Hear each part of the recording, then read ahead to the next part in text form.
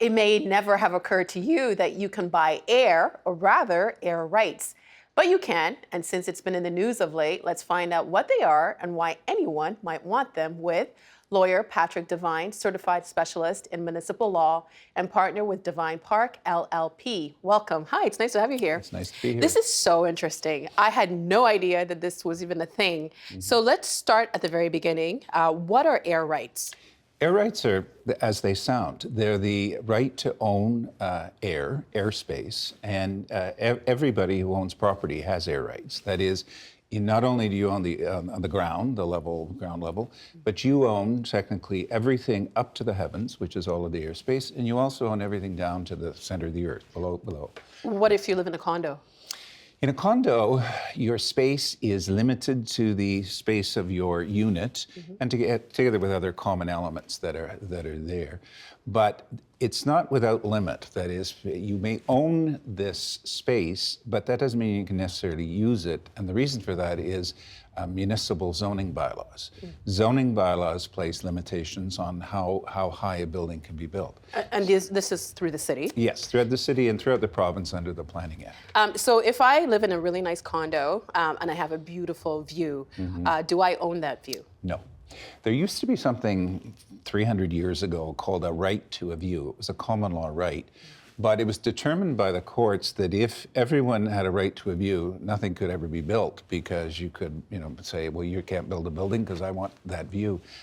These days, if you want to have a view, say you bought a condo that was a couple of blocks away from the waterfront and you wanted to see the lake, well, technically, the only way that you could protect yourself in doing that is if you bought the properties between you and the lake, and therefore you owned the airspace on those properties. If you don't own those properties, then it's very likely there'll be another building built and it will block your view to the lake. And it's maybe unfortunate, but that's what, when you're living in a city that is composed of buildings, that's what happens. And many different laws. Right. So you said that if you live in a house, you own the air rights above your property.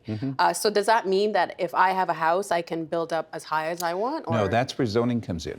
The zoning bylaws will say you're limited to, 3 stories, or an apartment building, 10 stories, or 50 stories, whatever. But there are limitations placed on how you may own it, but how much of that you can actually use is limited by the zoning bylaws. And can you share air rights? You don't normally share air rights. I mean, there are provisions, it's a very detailed thing where you can transfer air rights from one parcel of land to another. But that's fairly complicated and not that common these days. So let's talk about what's happening in the city of Toronto with this park that's been proposed by the city to build in downtown Toronto. We're going to look at a map to get an idea of what it is that we're talking about. Can you tell us what it is that we're looking at? Sure. The area that is outlined in the red hatching, that is the area that the city would like to build what it calls rail deck park. And the reason why the deck word is there is because it currently consists of simply the rail lines and space, airspace above the rail lines. So this park will be built above ground? Yes, this part will be built on a deck that goes over the rail lines. And recently I heard the city solicitor indicate that the cost of building that deck is probably in the range of around $2 billion to do that. Okay, let me just explain for people who are listening to the podcast, and that's the area between Bathurst and Spadina Avenue. The full area is the area between Bathurst and Rogers Centre, and then it's broken down into 2 sub-areas, an area between Spadina and Rogers Centre and between Spadina and Bathurst. The situation, the city in 2016 decided that it wanted to pursue this park, and the reason for that was there's been a lot of development downtown, as everyone knows, and every one of these developments is required to pay into a fund called the Payment in lieu of Parkland Fund. So the city has actually accumulated millions of dollars, I've heard it's hundreds of millions of dollars, for the express purpose of purchasing parkland. But to purchase parkland in the downtown area is a very difficult thing to do, and especially consisting of such a large area. Some of the planning reports say they'd like this to be equivalent in size to Central Park, so it's In New York City? In New York City. So the city embarked upon studies in the process to proceed forward with this rail deck park. At the same time, the railway companies, which previously owned Canadian National Railway, previously owned the railway lands and the air above it, space above it. They entered into negotiations with the province of Ontario, specifically Metrolinx, to sell to Metrolinx the rail lines. And Metrolinx also owns 27 feet above the rail lines to operate, its railways and stations, et cetera. But the railway companies retained all of the air rights above the 27 feet level above ground. So we're talking about many people who own the rail yards in question versus there the weren't city. many. Yeah, there weren't many. It was two key. One was Canadian National Railway Company, and the other is something called the Toronto Terminal Railway Company. Mm-hmm. Those are the companies that sold the ground where the tracks are, together with the first 27 feet above the ground, to Metrolinx. So Metrolinx now owns that. Why did the railway companies retain the air rights? Well, because in there's something called the Railway Lands Official Plan, which is a document under the Planning Act that sets out the future of how lands will be dealt with. And in the Railway Lands document, which was adopted probably over 20 years ago, it envisaged that if certain studies were done and it was shown to be technically feasible, then they would allow development to occur on a rail deck, not just park, as the city would like it, but you could build mixed-use development, commercial development, residential development, et cetera. So there was value in those lands based upon what the official plan provisions said. Mm-hmm. And so the railway companies then offered these lands for sale, and a company known as Kraft Acquisition Corporation, Kraft with a C, nothing to do with not the cheese, yeah. Not the cheese. Yeah. And they, Kraft Acquisition Corporation, a few years ago, acquired these rights to, and as I say, under the Railway Lands Official Plan, if you submitted a series of studies, then you could get the permission to build mixed use, mixed commercial residential. So they bought the air rights for they that bought purpose? For that specific purpose. Okay. Yeah. Yeah. So if this is the thing that confuses me, and maybe it's a silly question. If the city wanted to propose this plan to build this park back in 2016, mm-hmm. if they had the foresight to do that, to come up with this idea, why did they not have the foresight then to buy the air rights? Well, it's interesting. The city lawyer who's dealing with this matter, said recently, he wishes that the city had that foresight, and 2020 hindsight is always 2020. So it probably would have worked out better. But the fundamental problem is, when you're dealing with a dynamic city like Toronto, circumstances are always changing, and it wasn't known 20 years ago that there would be such a need for parkland in the downtown area, close to the downtown area. So, and municipal proceeds take a while to kind of work their way through the approval process. So it would have been better, probably, if the city, as a citizen of Toronto, it would have been better, I think, if the city had been able to make arrangements with the railway companies, if they could afford it, to buy those air rights from the railway companies. I don't know the facts as to what took place, but in any event, mm-hmm. the city didn't buy them, and now they're in the situation where they want to build a park, but someone else has rights to do something else on those lands. Why did the city decide it no longer needed mixed-use housing in this area of the city? The city is of the view, and there are some who agree and others who disagree, that there's sufficient land available for the development of mixed use, commercial and residential. As I say, there are differing views on that question. There are provincial policies that are promoting intensification, additional residential and commercial development. But what appears to be missing, based upon the city's studies, is parkland. That is, there's a lot of condominiums that are being built, and these condominiums, in order to get built, required to pay into a parkland fund, but there's no parkland. And so it's particularly, it's now become a much more pressing issue to deal with. How are we going to get parkland? And this appeared to be a reasonable solution. So what they're saying is that nowhere else can they do this project or a project like Certainly it. not on this scale. Certainly not on this scale, because it is, a significant size, and it's only because at this point in time the deck does not exist. That is, someone will have to build over it, but the space is there and the air rights are there. So what now?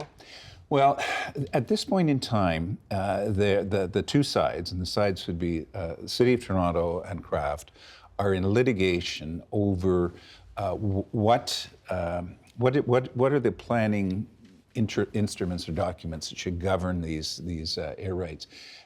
As I mentioned earlier, under the Railway Lands Official Plan, there was provision whereby if you did certain studies, you could lead to a redesignation, a change of these lands from just being a railway corridor to accommodating mixed-use development on a deck. Kraft began that process concurrently with the city saying, well, no, hold on, we want this as a park. So Kraft filed an application for an official plan amendment based upon these policies, filed the necessary studies. The city refused that application, and that was then appealed to the local planning appeal tribunal, what was formerly the Ontario Municipal Board. At the same time, the city said, well, if we're serious about this being a park, we should make it clear that the only permitted use should be a park. So they passed an official plan amendment known as Official Plan Amendment 395, in which they said the only permitted use in these lands would be as a public park. That obviously, in the minds of Kraft, was taking something away from them. Yeah, what about expropriation? Well, that's the whole point. Up until recently, the Kraft people said, look, we understand why you have this public objective, but normally, if I owned a piece of property and somebody came along and said, oh, I want to use it as a park, you'd say, well, okay, either we negotiate a price, or you have expropriation powers, you use those. Up until recently, the city had not embarked upon that approach. But within the last couple of months, the city has decided that it would at least phase the project by beginning expropriation proceedings for the easterly 3 acres. Let's take a look. We have a map here. Can you tell us what we're looking at? Okay, so you'll see that on the left-hand side is Spadina Avenue, the right-hand side is Rogers Centre. That outline, the red outline, is roughly 3 acres of property that are in dispute between Kraft and the city, but that the city has said, we've been trying to acquire this property rights for a while, we haven't been able to, and if we can't, and it seems pretty clear they can't consensually, then they have authorized expropriation. So they haven't been able to reach a dollar amount. That's so right. Now the city it's all about, yeah. So the city, under the Expropriations Act, and some people don't fully understand this, and particularly people who come from other countries where rule of law is different. The government, any government authority, federal, provincial, or municipal, if they have a plan that has been worked out in detail and serves a public purpose, such as in this case a parkland, then the municipality is entitled to commence proceedings under the Expropriations Act, whereby they give a notice of intention to expropriate.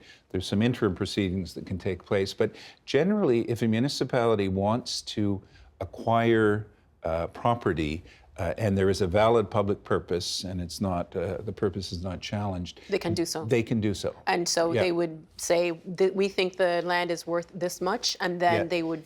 Yeah, and the interesting part about the Expropriations Act, which was worked out in detail some 30 years ago or so, it makes it very clear that the municipality should not be held up in achieving its objectives by virtue of the amount of money not being sorted out. So that under the Expropriations Act, the municipality can actually acquire title to the property within a relatively short space of time, say 9 to 12 months. The only thing that remains outstanding is the matter of compensation. Do you have a sense of what that would be? I don't know what it would be, but the key element is it's based upon the concept of highest and best use, which means if I own this land and but for the expropriation, what would I have been able to do with this land? And the Kraft people are saying, well, but for the expropriation, I would have been able to go through this process to get mixed-use development. So you should be paying me X amount based upon mixed use. The city's argument will be, Well, sure, you had a right to go through that process, but there's a lot of complications along the way. And Kraft is asking for hundreds of millions of I dollars. don't know what the amount is, but I'm sure they're asking for What they at think the it's very worth. at least what they paid the railway companies for, if not more, based upon their expected profit. As a planning and development lawyer, have you encountered air rights disputes like this before? No, this is a unique case. Just because of the magnitude of the lands in question, and the combination of the various players, the railway companies, the developer, the city, et cetera. So no, I haven't dealt directly with this, but it's not an unusual circumstance in an expropriation context where you have in some ways, municipalities are a little bit in a conflict of interest because they are the ones who give you the zoning rights in the first place. And similarly, if they want to expropriate the property sometimes, and this is one of the arguments that Kraft is using, opposing the city, is saying, you've just gone through this process to make it a public park because you want to downvalue the property, and then you're going to come along and take it for a certain price. Fortunately, if it isn't resolved, it comes in front of the local planning appeal tribunal, and the tribunal makes its decision as to what was the highest and best use. With all the moving parts to this, Yeah. all I can think of is how much money is being spent to fight this, to move this along. Well, that is a question, and I think people have asked me, well, where do you think this is going to end up? And I think at the end of the day, the key issue is going to be the amount of compensation. That is, the city has established its public objective, and that has generally been supported. The question will be how much compensation. And fortunately, both the city and Kraft are represented by very experienced and very capable lawyers. I think that they should be able to come to a reasonable compromise whereby perhaps not all of those additional lands, I think it's about 14 acres that are to the west of Spadina, would need to be parked. Maybe there's some compromise where you're going to have some mixed commercial residential and some parkland. Is time a factor? Because I know this is something the reason why the city began the expropriation proceedings on the easterly 3 acres is because Metrolinx wants to do a significant upgrade of the rail corridor, specifically in that area. And they have an objective, Metrolinx does, of doing things very shortly within the next year. So the city and Metrolinx have to work together. And the report that went to Executive Committee and Council recently says, the city really can't properly enter into any discussions with Metrolinx in terms of the coordination unless it knows that it has the property rights. So that's why this came forward now, and there is some urgency, at least with respect to those 3 acres to the east of Spadina. Patrick, thank you so much for your time and helping us understand this complex issue. You're We most appreciate welcome. it. Thank you for inviting me. The Agenda with Steve Paikin is brought to you by the Chartered Professional Accountants of Ontario. CPA Ontario is a regulator, an educator, a thought leader, and an advocate. We protect the public. We advance our profession. We guide our CPAs. We are CPA Ontario. And by viewers like you. Thank you.